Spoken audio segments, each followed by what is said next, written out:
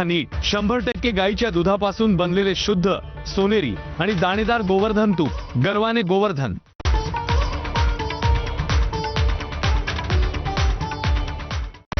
Headlines brought to you by Chitale बंधू।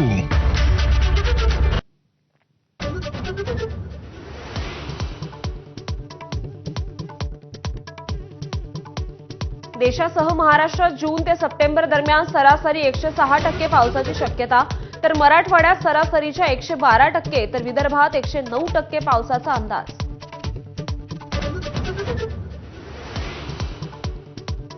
लातूर अहिल्यानगरमध्ये ढगफुटी सदृश पाऊस, सर्व रस्ते पाण्याखाली। मांजरा रेना नदी दुथडी भरून वाहू लागल्यानं अनेक गावांचा संपर्क तुटला।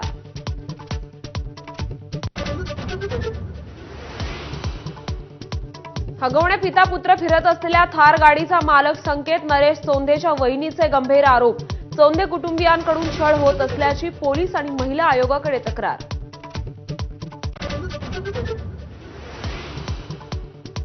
कॅबिनेट मंत्री संजय शिरसाट यांच्या मुलाविरुद्धचे आरोप महिलेनं घेतले मागे।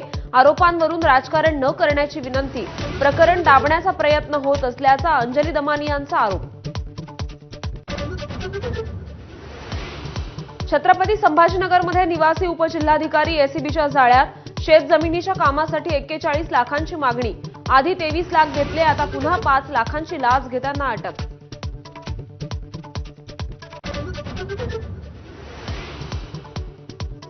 केंद्रीय मंत्रिमंडळाची सकाळी 11 वाजता महत्त्वाची बैठक, पंतप्रधान नरेंद्र मोदी राहणार उपस्थित। आर्थिक व्यवहारासंबंधित कॅबिनेट समितीची ही बैठक होणार।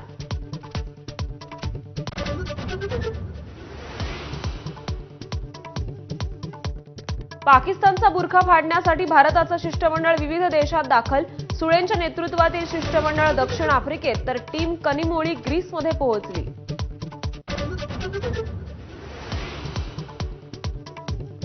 ट्रम्प सरकारकडून परदेशी विद्यार्थ्यांना मोठा झटका, व्हिसासाठी घेण्यात येणाऱ्या मुलाखती सध्या स्थगित। सध्या शिक्षण घेणाऱ्यांनी मध्येच शिक्षण सोडल्यास व्हिसा रद्द होणार।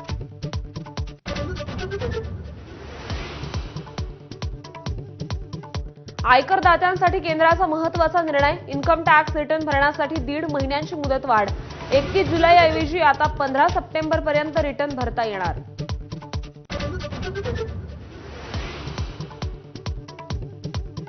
राष्ट्रपती द्रौपदी मुर्मू यांच्या हस्ते पद्म पुरस्कारांचं वितरण। माजी मुख्यमंत्री मनोहर जोशी यांना मरणोत्तर पद्मभूषण। अशोक सराफ, डॉक्टर चेतन चिटणीस, अश्विनी भिडे, अच्युत पालव, विलास डांगरे यांचाही गौरव।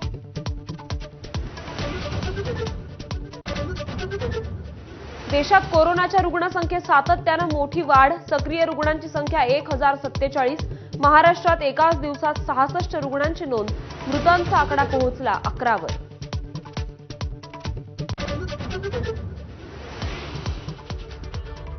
नमस्कार, सुप्रभात। आपण पाहता एबीपी